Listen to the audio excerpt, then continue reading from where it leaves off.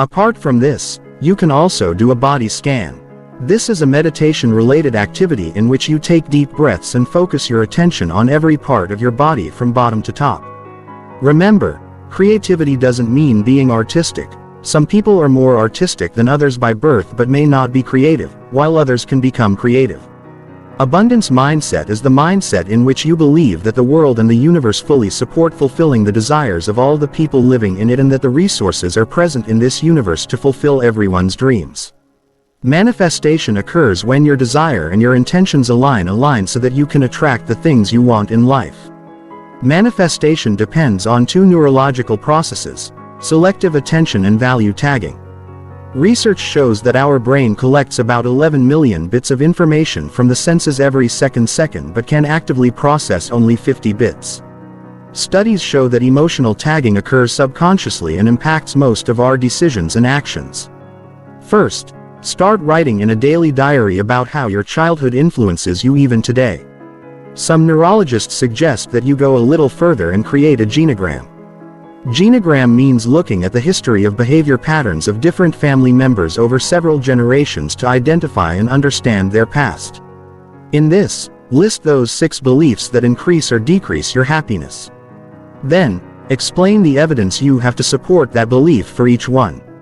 Do you feel like you are taking maximum advantage of your mind? Or do you struggle to harness its immense power? In the book The Source, neurologist and professional consultant Tara Swart explains that to achieve your desires, you must use your mind's full power. This means understanding how the brain changes itself in response to your emotions, different ways of thinking, and the law of attraction. This video will discuss how to get the most out of your brain's working systems to create the life you want. We'll explore the concept of neuroplasticity and the ways of thinking that you can use to expand your brain's capacity to its maximum potential. Then, we will learn ways to increase the power of our mind through the law of attraction. Finally, we will talk about the 4-step process for adopting and benefiting from these ideas in real life. But before you get lost in this video, if you have come to our channel for the first time, then please subscribe to our channel. Our videos can sometimes be a little long, because we never compromise on the content of videos and books. So it is very important to watch the video till the end. So let's start. Chapter 1. 5 Ways of Thinking. 1. The first is to rely only a little on the negative. Swart says that don't rely too much on negative beliefs or things that motivate you negatively, because such things can overpower your positive mindset and hinder your self-growth. For example, start thinking again and again about your job, how you will manage your expenses with so little money, and apart from this, you will not be able to get another job. This negative inspiration of yours will start making you so harmful that it will overpower the positive motivation. This may happen after some time. Due to negative influences, our productivity gets spoiled, so performance starts deteriorating, and we cannot get promotions, and in the end, our income is reduced. So now the question is, what should you do when negative feelings weaken you instead of motivating you? Instead of being afraid of them, you should challenge them. Negative feelings like fear of losing and needing approval from others act as ineffective motivators that create problems in your life and prevent you from believing in important things while remaining focused and positive. You can challenge your negative motivators by looking at them differently and redefining them. For this, take a step back from the problems motivating you to think negatively and think about them with a broad mindset. Think about what your problems will be like 5 years from now. If you answer that they will get better, there is no need to worry about it. Focus on your positive side, and it will improve with time. It will happen, and it won't make any difference to you. Do this with every problem that negatively influences you, because this method helps you deal with each of your problems individually so that they have less impact on you and your positive motivation. 2. The following way to think is physical harmony. Another way of thinking is to be in tune with your physical body and senses, which helps you strengthen the connection between your mind and body. This involves a specific type of sense called interoception, which is a sense of the internal workings of your body. Interoception tells you when you're hungry, tired, too hot, or cold, and thus helps you sense when you need to go to the bathroom, among other things. You need to know how your body feels in different conditions to improve your physical awareness and self-contradiction. For this, the author advises to keep a daily tracker in which you record that 1. What you eat, 2. How you feel, and 3. How often you go to the toilet. It helps you understand and make connections between your body's workings and your mood. Apart from this, you can also do a body scan. This is a meditation-related activity in which you take deep breaths and focus your attention on every part of your body from bottom to top. 3. The third way of thinking is intuition or inner knowledge. Here, inner wisdom means trusting your gut. Although it may sound strange, research shows that the gastrointestinal and digestive systems directly affect our brain's functioning. Studies show that a healthy microbiome positively affects mood and reduces negative thinking. Apart from this, 90% of the serotonin in our body, a happy hormone, is released in the gut, which links gut health with mood, and our mood remains good. Another study shows that the gut is responsible for 95% of the body's serotonin release, which supports Swart's contention that mood largely depends on the gut's health. Apart from this, research on medicines that reduce or increase serotonin shows that these medicines also work directly or indirectly to keep the intestine healthy. Maintaining a healthy gut improves our inner wisdom, which helps us make decisions. To improve your gut health, exercise regularly and eat nutritious foods. Apart from this, it is essential to manage stress well for a healthy intestine. Prolonged stress reduces the body's energy spent on digestion, which can lead to problems related to digestion, which have adverse effects on the mind. Let's put it, in addition to these healthy routines, to keep your gut healthy, you should avoid drinking alcohol as much as possible, as it hurts the gut microbiome. Drinking too much alcohol can also increase stress and lead to depression, which can harm your stomach and impair your inner wisdom. 4. The fourth way of thinking is logic. Only logical thinking helps us make good decisions.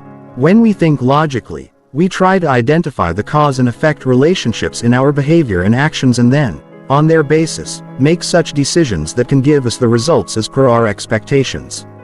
This creates a feeling of accountability towards those tasks, that if I do X kind of work, I will get Y kind of results. This is a good thing, but it can also have adverse effects. In such a situation, taking accountable risks helps us to do something new and choose a good option.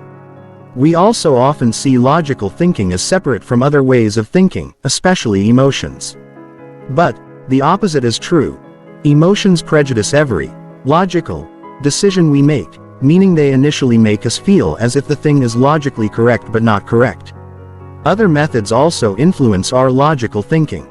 The key to embracing our rational thinking is to balance it with the different ways of thinking, which depend on and use all our cognitive abilities when approaching complex problems or decisions. The effect of emotions on logical decisions does not impair our logic. However, rational thinking can deteriorate when we base our logic on misconceptions or wrong facts and start making decisions. Cause and effect thinking, in particular, can be impaired by causal misconceptions, which reflect a misunderstanding of how a cause gives rise to an effect. For example, if you were planning to exercise and were trying to decide whether or not you should go swimming during exercise, you might think, the last time I went swimming, I didn't feel good afterwards, so I won't swim again. However, this could have happened for many other reasons as well, and it is not necessary that swimming was the reason you felt terrible last time. Other factors may be at play, such as what you ate, how you slept, or whether you were suffering from any illness, so making decisions influenced by these misconceptions or wrong facts can make you miss something important. It can be a fun and beneficial physical activity. The ability to make decisions can also deteriorate due to decision fatigue. Sometimes, such a situation arises where the more decisions you have to make, the more difficult it will become to make good decisions because the energy of your mind is exhausted. Actively managing all the different ways of thinking in every decision can quickly lead to decision fatigue. To avoid fatigue from having too many choices, try to create a routine that reduces the number of decisions you have to make each day. For example, planning out all of your meals at the beginning of the week and following them throughout the week. Do it, and use it in your other works similarly. 5. The following way of thinking is creativity. At the end, Swart tells about sphere of thinking. Usually, we consider creative thinking as artistic expression, such as guitar or painting, but this is only a part of it. Creative thinking also includes creating a vision for your future and choosing options to fulfill it, which helps you make that future real. For this, you should have confidence in your creative abilities. We can all be creative. If you have no art, you are still creative. Remember, creativity doesn't mean being artistic. Some people are more artistic than others by birth but may not be creative, while others can become creative. Chapter 2. Law of Attraction. Once you know how to energize your mind and maximize your mind's productivity properly, you can easily use the law of attraction to create the future you want. Many people think of the law of attraction as a spiritual or faith-based concept, as described in many self-help books and programs, but neurological reasons exist for this law. For this, she tells principles of the law of attraction. Principle 1. Abundance. The first step to using the law of attraction is adopting the abundance mindset. Abundance mindset is the mindset in which you believe that the world and the universe fully support fulfilling the desires of all the people living in it and that the resources are present in this universe to fulfill everyone's dreams. There are so many resources in the universe that even if all the people's dreams are fulfilled, there will still be resources left that will not end. Thinking this way motivates you to think positively and behave politely. By thinking this way, you begin to move away from the scarcity mentality, which is based on the fear that there are not enough resources to fulfill everyone's dreams and that you will have to work hard to avoid losing what you have. Rhonda Byrne in The Secret says a mindset changes the world around you so that the universe can give you what you want and need. This approach focuses on making changes from within to improve your life. Still, Rhonda Byrne leans more towards the idea that these changes are a source of communicating with the universe and that the universe is influencing what happens in your life and will respond to that conversation with changes. As a neurologist, Swart says that our brain pays twice as much attention to losses as to gains, which means that our natural tendency is to try harder to avoid losses than to achieve profits. This attitude towards risk disturbs our ability to make positive changes. So, to adopt an abundance mindset, you must pay attention to how you view failure. Failure does not mean you should give up so you do not lose anything. Failure is significant for success. This motivates us to improve, and the abundance mindset encourages you to continuously move forward by being internally ready for improvement. Principle 2. Manifestation. Manifestation occurs when your desire and your intentions align so that you can attract the things you want in life. This is an action-based concept. It's not just about thinking nice things and waiting for what you want to happen magically, but about paying attention to what you want so that you can more easily take the action needed to make it real. Manifestation depends on two neurological processes: selective attention and value tagging. Selective attention occurs when you only focus on important information while filtering out irrelevant information. In this situation, the brain constantly collects large amounts of information, and it can only focus on a small amount of information at any one time. If you focus your attention on the things that you want in life, you will soon find yourself paying more and more attention to those things because you will train your mind to keep an eye on them and think about them. Research shows that our brain collects about 11 million bits of information from the senses every second but can actively process only 50 bits. This means that your unconscious mind filters millions of bits of information every second to give your conscious mind the necessary information. When you prepare your mind to pay attention to certain things, for example, things you want in life, you are training your brain to pay more attention to them, which leads to selective there may be attention bias. This bias can benefit you by focusing on what you are trying to manifest. The second neurological process of manifestation is value tagging. This means giving emotional value to the information you take. As mentioned earlier, emotions greatly influence our thinking and impact our actions and decisions, so attaching a substantial, positive emotional value to things that help you move toward your goals can help you achieve them. It will improve your behavior and move you toward achieving more things faster. For example, if you loved walking with your family as a child, you probably have a positive feeling about walking or being outside, similar to where you used to walk. If your goal is to spend more time outside or get more exercise, this positive emotion can help you move toward that goal. Conversely, if the outing was stressful for you, you may feel worse about it, so it may be easier to focus on other activities that you feel optimistic about now. Studies show that emotional tagging occurs subconsciously and impacts most of our decisions and actions. Although you can't always control what kind of emotional value your mind gives to important information, simply being aware of it can help you better pay attention to the information necessary for your goal. Chapter 3. 4-step process to change your life. This is where you will apply everything you have learned so far. Step 1. Increase your self-awareness. Self-awareness helps you recognize and take advantage of opportunities for change. The author suggests several journaling methods for increasing self-awareness. First, start writing in a daily diary about how your childhood influences you even today. Your upbringing dramatically influences who you are today, especially what you learned from the people you were associated with. These relationships served as ideals for you in your childhood. She gives you an ideal roadmap to deal with situations in your life through behaviors on how to think and behave when faced with triggers like stress, poverty, problems, and opportunities. To stop these learned patterns from controlling your life, you must be aware of them. What roles you and other family members played as you were growing up, what secrets your family kept and how they affected you, what your family's beliefs and values are. Write down in a diary how your family see your shortcomings and good qualities. Now, think about how these things continue to affect you. Other neurologists also discuss the benefits of thinking about childhood experiences and roles to understand the present better.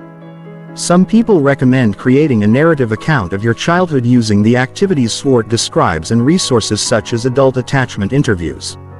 Remember to write down which things from childhood influenced you to date.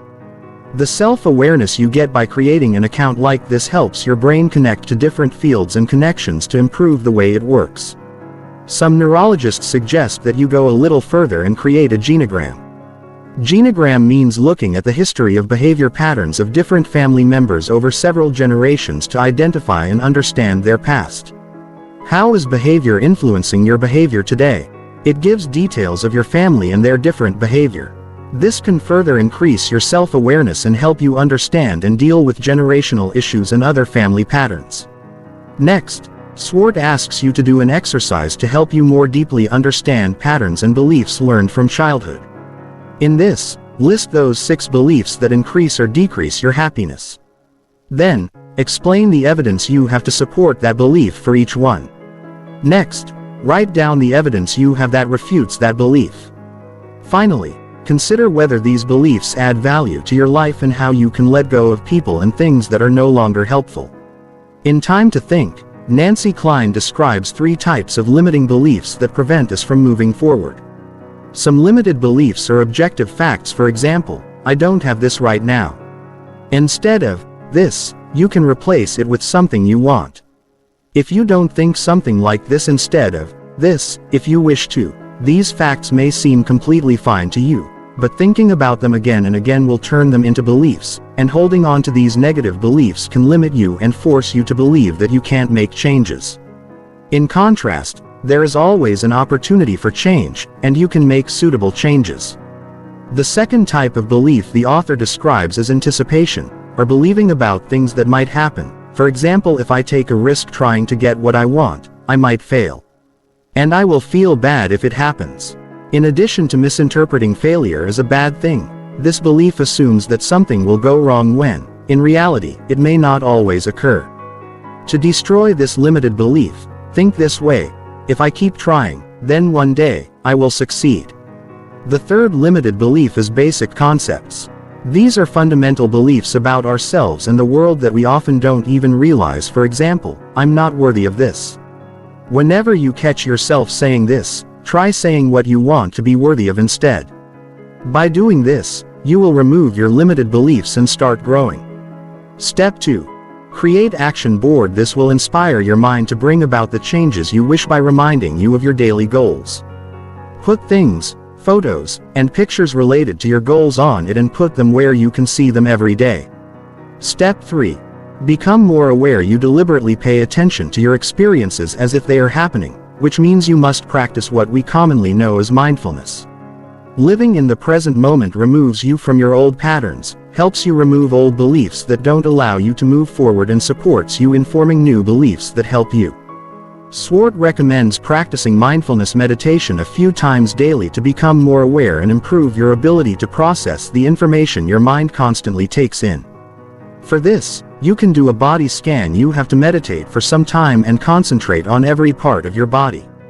Or during a moment or experience like eating food, taking a walk, or listening to music. To pay deep attention to the emotions that arise within you, take time a few times a day. Research shows that all mindfulness practices help improve our ability to focus and block out distractions. Mindfulness improves your relationships and also enhances your skills to connect with others.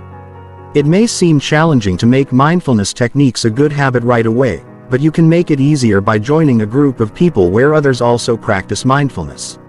Step 4. Practice these changes takes time and effort. To make these changes and build strong habits forever, you need to pay full attention to them actively and regularly. By following the methods mentioned earlier, you can finally reach your goal. Additionally, identifying the barriers between you and the life you want is important. To do this, 1. Make 3 columns on paper and write your goals in the first column. 2. In the second, write down the behaviors preventing you from achieving these goals. 3. In the third column, write the beliefs that inspire you to perform these behaviors. These things stand in your way of developing an abundant mindset and stunting your growth toward your goals. Along with this, make a list of affirmations. Write down quotes from books, self-help movies, and ideas from people you respect on one page. And repeat them to yourself several times a day. This will teach the way of thinking of those successful people in your mind and help take your goals from your subconscious to your conscious mind so that it becomes easier for you to take the right action and move towards your goal. Write affirmations in the present tense, making it easier for our subconscious mind to understand them. Avoid using negative words like no in your affirmations, and try to replace them with positive ones.